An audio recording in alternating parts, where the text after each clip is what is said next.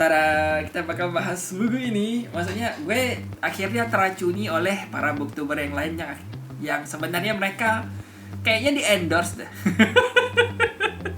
oleh penulisnya. Maksudnya dikirimin penulis buku dan minta di review. Cuman ya gue karena teracuni, kata mereka bagus, ceritanya seru. Semanis itukah ceritanya dengan reviewnya? Kita buktikan. Penasaran? Kita mulai reviewnya. Desain dengan tema cheerful minimalis. Kok subscriber gue berkurang? Sangat tidak terduga. Nya tipis-tipis. Kur aja 27 koleksi pribadi. Tet.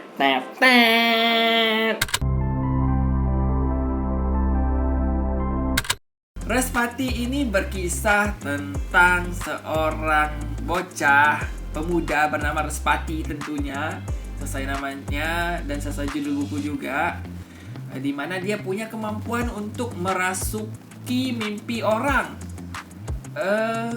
Bisa dibilang gimana ya, merasuki mimpi orang, menyelinap di mimpi orang, masuk ke mimpi orang.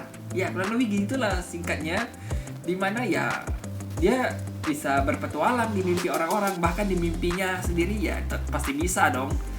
Ada istilahnya kayak lucid dream dan sebagainya. Jadi ini cukup teknis juga di dunia kedokteran dan sebagainya, di dunia medis, di mana orang ketika bermimpi sadar dia bermimpi dan bisa melakukan hal di dalam mimpinya. Kurang lebih kayak gitulah.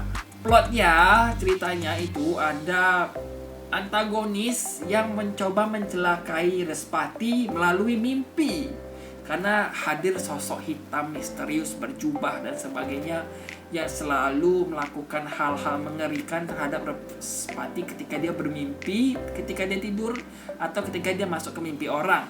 Terus di dunia nyatanya muncul peristiwa di mana orang-orang mati secara misterius dengan cara tergantung, terbalik gitu, kayak orang bunuh diri.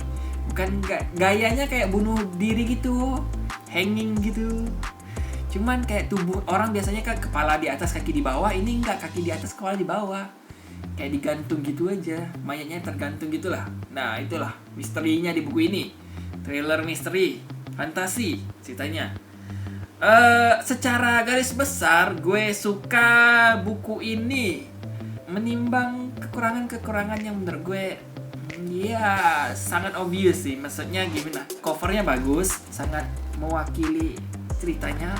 Karena sampul silau, gue buka dulu deh biar kalian bisa lihat ini kayak gini gelap ya. Tuh sampulnya kece kan. Kayak ini si Respati mungkin sedang jalan di dalam dunia mimpi. Mimpinya itu kayak dia berada di semacam lorong banyak pintu, dimana dia bisa explore setiap pintu ke dunia-dunia yang berbeda gitu.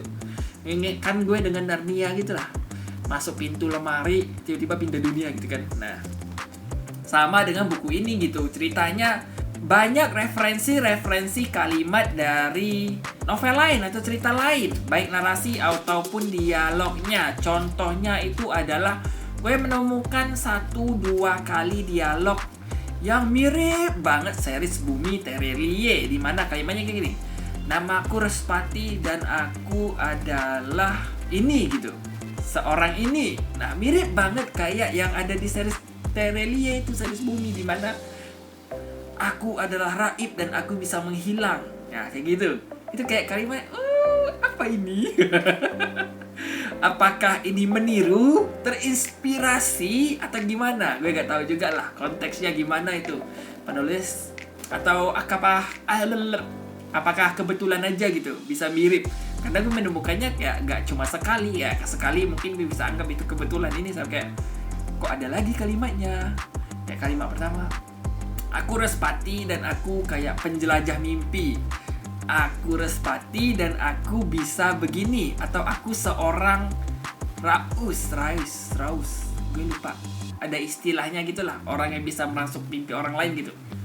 Nah, kayak gitu. Ada juga adegan mirip-mirip kayak di Harry Potter gitulah, dimana ada scene Respati bertarung dengan antagonis, saling berhadapan satu lawan satu gitu. Ya kayak gue mikirnya itu, ini kok kayak Harry Potter.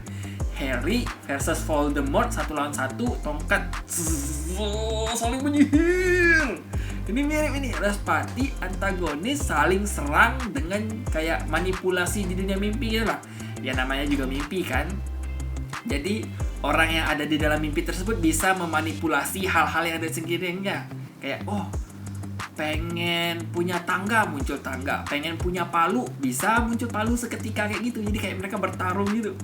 Lempar pisau, ada yang ngeluarin tetumbuhan akar untuk menjerat gitu, macam-macam lah. Cuma mengingatkan gue kayak scene di Harry Potter gitu. Ya gitulah. Maksudnya otentiknya hilang gitu dari penulis. Gue malah mikir oke. Terinspirasi banyak hal, cuman kayak ciri khas penulisnya jadi apa gitu. Itu sih komen pertama sih. Walaupun ceritanya seru, maksudnya menimbang hal-hal yang gue komentari dari buku ini, sebenarnya ceritanya seru. Gue cukup suka, bukan cukup suka, gue malah sangat suka. Karena gue baca ini sekali duduk doang, serius. Maksudnya gue baca pagi gitu jam 9-an. Ya sambil ngurus toko online dan sebagainya, ngirim paket, bungkus paket, packing dan sebagainya. Di sela-sela waktu itu gue baca juga. Terus break siang, terus lanjut lagi baca. Ya kurang lebih sore udah selesai gitu. Baca santai duduk gitu, selesai gitu. Seru gitu. Entah kenapa seru. Menimbang dari kekurangannya tapi tetap aja seru gitu. Karena selain kekurangannya, desain sapunya unik, narasinya juga gimana ya, bikin nagih gitu lah. Gak bisa lepas gitu jadi bukunya. Entah kenapa penulis punya kayak magnetnya sendiri terhadap pembaca di buku ini, dimana narasinya itu menyenangkan, gue suka narasinya ya, bukan dialognya ya, ataupun gaya ceritanya, plot ceritanya banyak hal yang obvious gitulah, maksudnya ketebak gitu. Ini ada misteri thrillernya karena kita penasaran antagonisnya siapa, cuman ya gitu bisa ketebak gitulah. Walaupun dicoba pengen dibikin twist, tapi tetap gue bisa nebak pelakunya siapa. Ya karena udah terbiasa misteri kali gue ya. Sombong dulu nih, sombong. Ya tapi kalau untuk pembaca awam yang jarang baca buku misteri mungkin bakal kaget. Oh ternyata pelakunya ini antagonisnya, kayak gitu. Nanti kaget di akhir.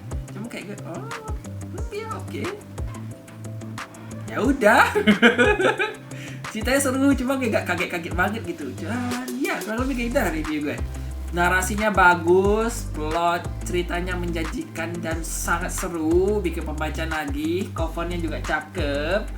Kekurangannya itu adalah jalan ceritanya ini mirip atau kayak referensinya itu banyak gitu loh. Kayak loh kok ini kalimat dan dialognya kayak novel Terelie, loh kok ini scene ceritanya kok kayak Harry Potter, loh kok gini, loh kok gitu. Pasti ada kayak loh kok mirip ini, kok mirip itu, kayak gitulah. Atau ternyata referensi gue terlalu banyak gitu. Kan gue membanding-bandingkan buku ini dengan buku lain ya. Gak tahu deh. Seharusnya penulis punya ciri khas sendiri sih.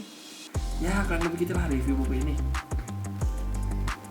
Ya gak jelek, cuman gak wow yang bagus juga. Ya oke lah. Dan ya sekian review gue untuk buku Regal JP. Bukunya Regal JP judulnya Respati. Bye.